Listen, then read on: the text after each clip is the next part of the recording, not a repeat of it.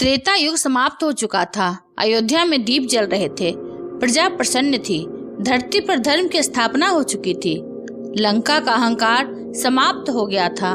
रावण जो स्वयं को अजय समझता था, समय के सामने झुक चुका था और अयोध्या के सिंहासन पर विराजमान थे मर्यादा पुरुषोत्तम श्री राम। परंतु ब्रह्मांड में एक विचित्र शांति थी, ऐसी शांति जिसमें भविष्य का तूफान छिपा हुआ था।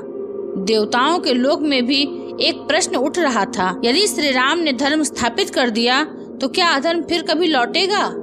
कोई उत्तर नहीं था, क्योंकि समय कभी स्थिर नहीं रहता। राम राज्य केवल एक राज्य नहीं था, वह मनुष्य के जीवन का आदर्श था। न कोई भूखा था, न कोई अन्याय था, न कोई भय। राजा और प्रजा के बीच दूरी नहीं थी। श्री राम स्वयं न्याय का स्वरूप थे। वे जानते थे राजा का सुख प्रजा के सुख से बड़ा नहीं होता। हर निर्णय धर्म के अनुसार लिया जाता, पर इसी धर्म की एक सीमा भी थी। श्री राम ने नियमों को कभी नहीं तोड़ा, भले ही उनके हृदय को पीड़ा क्यों न सहनी पड़ी हो। जब प्रजा के मन में संदेह उत्पन्न हुआ, उन्होंने माता सीता को वन भेज दिया। उस दिन देवताओं ने पहली बार समझा, मर्यादा कभी कभी हृदय को तोड़ देती है। वर्ष बीतते गए। श्री राम का यश चारों दिशाओं में फैल गया, पर धीरे धीरे मनुष्य बदलने लगा। लोग धर्म का पालन करने लगे, पर उसके अर्थ को भूलने लगे।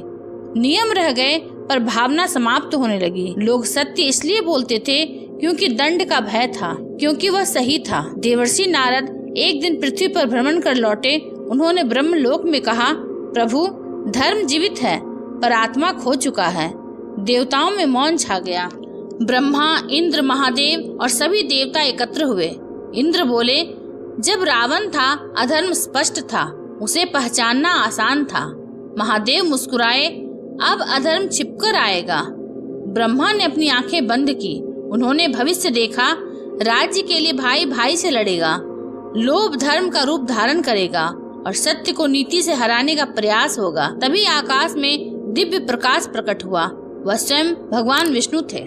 भगवान विष्णु बोले, त्रेता में मनुष्य को मर्यादा की आवश्यकता थी, इसलिए मैं राम बना, पर आने वाला युग अलग होगा।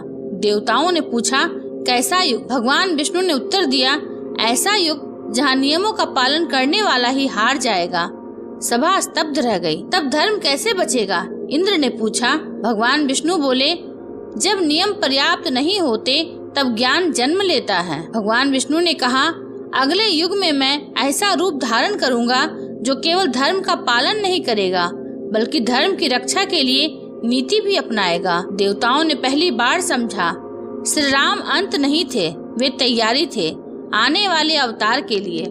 द्वापर युग प्रारंभ हुआ। धरती पर राजाओं की संख्या बढ़ी, पर धर्म घटने लगा। अहंकार शक्ति बन गया। हस्तिनापुर में जन्म लेने वाले बालकों के साथ ही भविष्य का संघर्ष जन्म ले चुका था।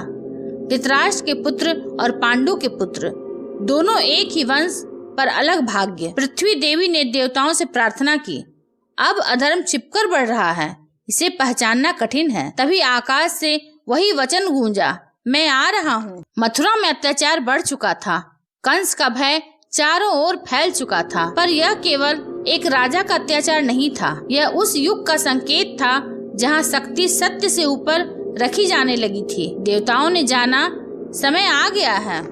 श्री राम की मर्यादा अब श्री कृष्ण की नीति बनने वाली थी। देवर्षि नारद ने भगवान विष्णु से पूछा, प्रभु, क्या श्री राम और श्री कृष्ण अलग होंगे? भगवान विष्णु मुस्कुराए, जल और तरंग अलग दिखते हैं, पर होते एक ही हैं। श्री राम ने मनुष्य को आदर्श दिया, श्री कृष्ण मनुष्य को निर्णय देना सिखाएंगे। द्वापर युग में रात गहरी हो रही थी।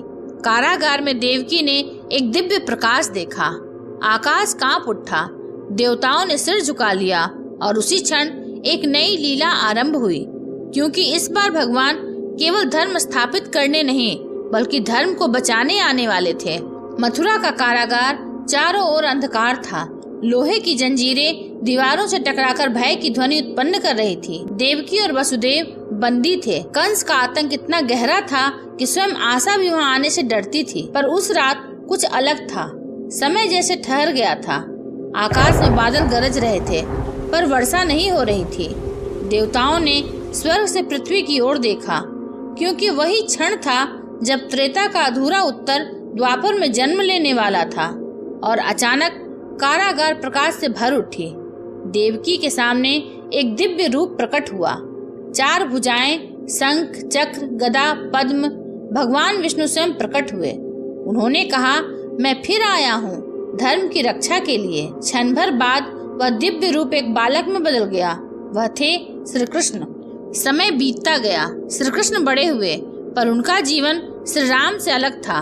श्री राम ने राजमहल में जन्म लिया था, श्री कृष्ण ने कारागार में। श्री राम ने नियमों का पालन किया, श्री कृष्ण ने नियमों का अर्थ समझाया।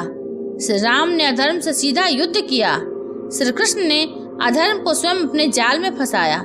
क्योंकि द्वापर का अधर्म रावण जैसा स्पष्ट नहीं था, अब अधर्म मुस्कुराता था। धर्म का वस्त्र पहनकर हस्तिनापुर में पांडव और कौरव बड़े हो रहे थे। ईर्ष्या धीरे धीरे युद्ध का रूप ले रही थी। दुर्योधन को शक्ति चाहिए थी, युधिष्ठिर को धर्म, पर संसार बदल चुका था। अब केवल धर्मी होना पर्याप्त नहीं था।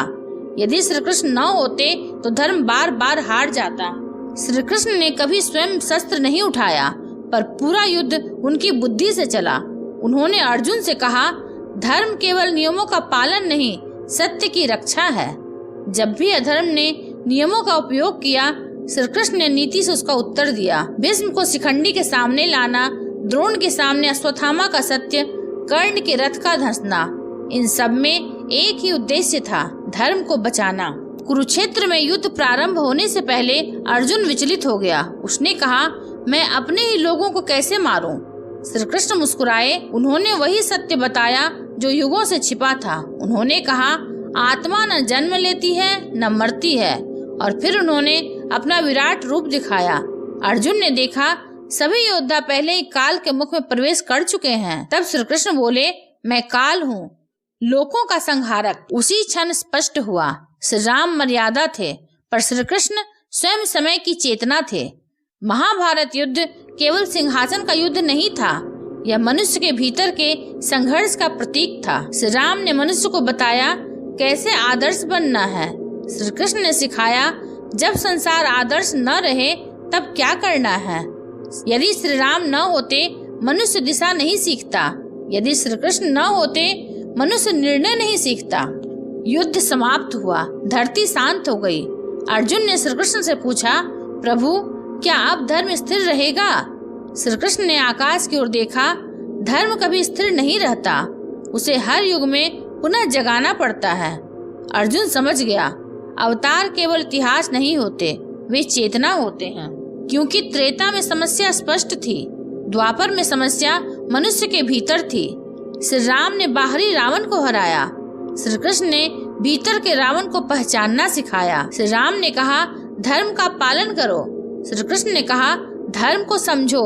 और यही कारण था भगवान को फिर अवतार लेना पड़ा। जब श्री कृष्ण पृथ्वी छोड़ने लगे, उन्होंने अंतिम बार मुस्कुराकर कहा, जब भी धर्म कमजोर होगा मैं लौटूंगा, कभी नियम बनकर, कभी ज्ञान बनकर, कभी श्री राम, कभी श्री कृष्ण, और कभी मनुष्य के अंतर्मन की आवाज बनकर। रामनवमी हमें केवल श्री राम का जन्म नहीं याद दिलाती, यह याद दिलाती है कि भगवान हर युग में मनुष्य को वही देते हैं जिसकी उसे सबसे अधिक आवश्यकता होती है। त्रेता को श्री राम मिले, द्वापर को श्री कृष्ण, और कलयुग को शायद जागृत चेतना की आवश्यकता है। अब आप बताइए, आपके अनुसार आज के युग में हमें किसकी अधिक आवश्यकता है, श्री राम की मर्यादा या श्री कृष्ण की नीति?